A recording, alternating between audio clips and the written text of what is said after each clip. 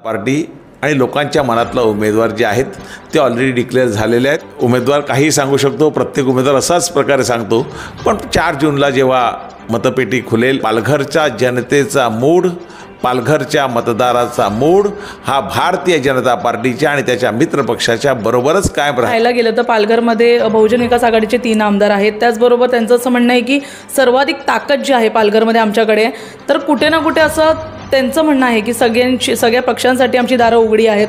तर नमस्कार, संपूर्ण महाराष्ट्रामध्ये आता लोकसभा निवडणुकांची आहे रणधुमाळी सर्वत्र सुरू झालेली आहे।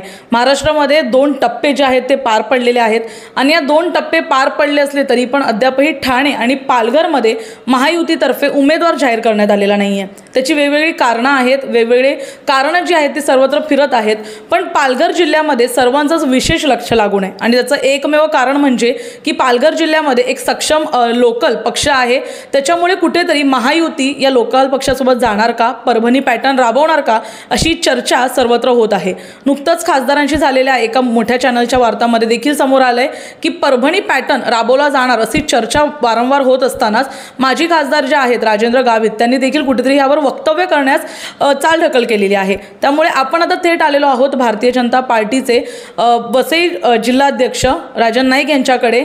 त्यांच्याकडून जाणून घेणार आहोत आपण की काय याच्या मागचं कारण आहे, अजून उमेदवार का जाहीर झालेला नाहीये आणि सगळ्यात मोठी चर्चा जी सुरू आहे की बहुजन विकास आघाडी सोबत महायुती हातमिळवणी करणार का, कारण आमदारांनी देखील सांगितलेलं आहे की सर्व पक्षांनी मला पाठिंबा द्या, माझी दारं सर्वांसाठी उघडी आहेत, तर महायुती या दारांमधून जाणार का, असं काही प्रश्नचिन्ह उपस्थित असताना आपण भारतीय जनता पार्टीकडून जाणून घेणार आहोत। आपण नमस्कार। नमस्कार। काय सांगाल, आता खूप चर्चांना उधाण आलेलं आहे, महायुतीच्या जो उमेदवार आहे त्याची सर्वत्र वाट पाहिली जाते, कारण संबंध महाराष्ट्रभर जिथे एक लाट आहे 400 पारची लाट आहे, मोदीजींची लाट आहे, 45 पार होण्यासाठी पालघर जिल्हा, ठाणे जिल्हा एक महत्त्वाचा एक केंद्रबिंदू मानला जातोय। काय सांगाल, कारण राजेंद्र गावित यांच्या नावाला विरोध होतोय म्हटल्यानंतर उमेदवार थांबवण्यात आलाय म्हणून अजून चर्चांना उधाण आलंय, तर उमेदवार घोषित होणार कधी, हा सर्वात प्रथम प्रश्न आहे। नमस्कार। सर्वप्रथम मी सांगतो आपल्याला की भारतीय जनता पार्टीचा माजी जिल्हाध्यक्ष आहे। आता जिल्हाध्यक्षाची माझी टर्म संपल्यामुळे महेंद्र पाटील आमचे जिल्हाध्यक्ष आहेत।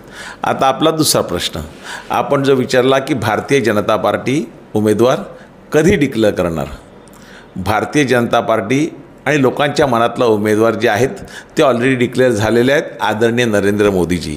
त्यामुळे भारतीय जनता पार्टीचे सर्व कार्यकर्ते आणि मित्रपक्षाचे सर्व कार्यकर्ते निवडणुकीच्या तयारीला जोरदार लागलेले आहेत। तुमचा दुसरा प्रश्न होता की परभणी पॅटर्न इथे राबवला जाणार का, नाही, इथे भारतीय जनता पार्टीची प्रचंड ताकद आहे।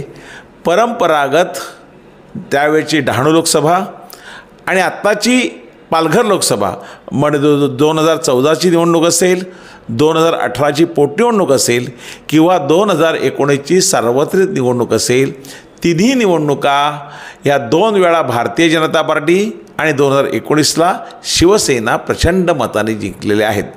पालघरच्या जनतेचा मूड, पालघरच्या मतदाराचा मूड हा भारतीय जनता पार्टीच्या आणि त्याच्या मित्रपक्षाच्या बरोबरच कायम राहिलाही आहे आणि गेल्या 5 वर्षात म्हणजे एकंदर 10 वर्षात पण मागील 5 वर्षात म्हणजे 2019 नंतर आदरणीय मोदीजींनी केलेलं काम, आदरणीय शिंदेसाहेब, आदरणीय देवेंद्रजी आणि आमचे पालकमंत्री रवींद्र चव्हाण साहेबांनी गेलेलं ह्या विभागाचा केलेला विकास, केंद्राने केलेलं काम, केंद्राच्या योजना, कार्यकर्त्यांनी घेतलेले परिश्रम, त्या योजना लोकांपर्यंत पोहोचवण्यासाठी कार्यकर्त्यांनी घेतलेले परिश्रम, कार्यकर्त्यांनी घेतलेली मेहनत, या सर्वांच्या जोरावर भारतीय जनता पार्टी आणि त्यांचा मित्रपक्षाचा उमेदवार ह्या पालघर लोकसभेतून प्रचंड मताने निवडून येईल।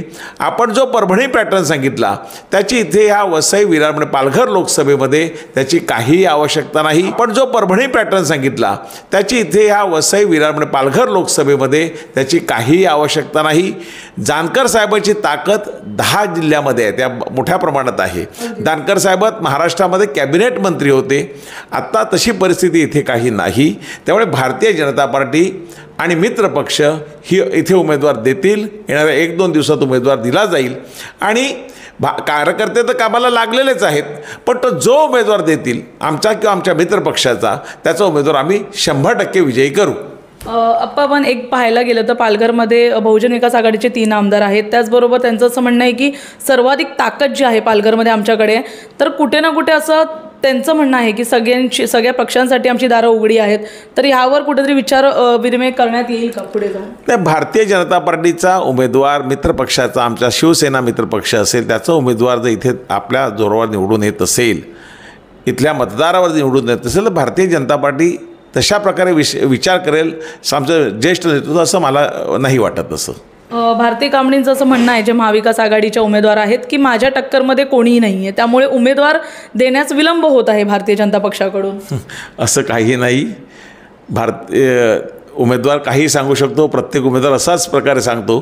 पण 4 जूनला जेव्हा मतपेटी खुलेल, मशीन उघडतील, तेव्हा कळेल की भारतीय जनता पार्टी 1 नंबरची पार्टी या लोकसभेमध्ये असेल. आपण कोण असू शकतो उमेदवार? काही अंदाज आहे का, किंवा कोणत्या एका नावावर चर्चा विनिमय सुरू आहे का? जनतेचा उमेदवार जे आहेत ते आदरणीय मोदीजी आहेत. त्यामुळे आम्ही उमेदवार काय बघत नाही, उमेदवाराची वाटही बघायला आम्ही थांबलेलो नाहीत, की आमच्या श्रेष्ठीलाही आम्ही विचारत नाही की उमेदवार कोण असेल. आमचे उमेदवार आदरणीय मोदीजी आहेत. कमळ आहे, धनुष्यबाण, आता तर धनुष्यबाण आहे, पण आमचे उमेदवार ठरलेले आहेत. आणखी एक प्रश्न होता की आता पालघरमध्ये सगळ्यांचा एक जो जाहीरनामा आहे तो येत आहे की पालघरमध्ये आम्ही आमच्या पक्षाकडून ही कामं केली जातील ती. तर भारतीय जनता पार्टीचा असा सर्वात मेन मोटिव्ह आणि फोकस काय असणार आहे पालघर जिल्ह्यामध्ये? जिल्ह्याचा सर्वांगीण विकास हाच भारतीय जनता पार्टीचा जाहीरनामा आहे. त्यासाठी जे काय करावं लागेल ते आमचं केंद्र सरकार आणि राज्य सरकार निश्चितपणे करेल. पालघर जिल्ह्यामध्ये आता जेव्हा निवडणुकीचे वारे वाहतच होते, तेव्हा अजून अनेक अपक्ष देखील उभे राहिलेले आहेत, वेगवेगळ्या काही संघटनांमधून उभे राहिले आहेत. तर ह्याचा कुठेतरी मतदानावर, म्हणजे भारतीय जनता पार्टीच्या मतदारांवर काही फरक पडेल का? कारण जे अपक्ष उमेदवार राहिलेले आहेत ते आधी घोषित झालेले आहेत, त्यामुळे आधी घोषित झाल्यानंतर लोकांना कुठेतरी जे आहे ते एक नाव मिळालेलं आहे तयारी करण्यासाठी. मग महायुतीकडून अद्यापही तसं काही नसल्यामुळे त्याचा काही फरक पडेल असं मला वाटतं का? नाही, महायुतीची तयारी चालू आहे. आम्ही गेल्या 18 महिने भारतीय जनता पार्टीचा कार्यकर्ता मागील 18 महिन्यापासून ह्या येणाऱ्या 20 मेच्या लोकसभेची तयारी करतो आहे. त्यामुळे आम्हाला तयारीला पूर्ण वेळ मिळालेला आहे. बाकी किती कोणी लोकांनी अपक्षाने किंवा इथल्या स्थानिक पक्षाने किती तयारी जरी केली असेल तरी आमची तयारी गेल्या मागील 18 वर्षापासून चालू आहे आणि निवडणूक संपली की दुसऱ्या दिवशीपासून आमची तयारी चालू होते. शेवटचा प्रश्न घेते. तसं तर आता महायुती हा केंद्रातला सर्वात मोठा पक्ष भारतीय जनता पार्टी आहे. त्याचबरोबर महाराष्ट्रामधील जे 2 मोठे पक्ष आहेत ते आता महायुतीसोबत जोडलेले आहेत. या संपूर्ण याच्यामध्ये एक पाहण्यासारखा असेल जो प्रश्न आम्ही प्रत्येक पक्षाला विचारतो, तुम्हालाही विचारेन, की काय वाटतं की तुमच्या विरोधात तुम्हाला टक्कर देईल असा कोणता पक्ष वाटतो? आम्हाला टक्कर देईल असं दोन्ही पक्ष वाटत नाहीत. भारतीय जनता पक्ष फार पुढे निघून जाईल या लोकसभेमध्ये. खूप प्रचंड मताने विजय होईल. धन्यवाद अप्पा.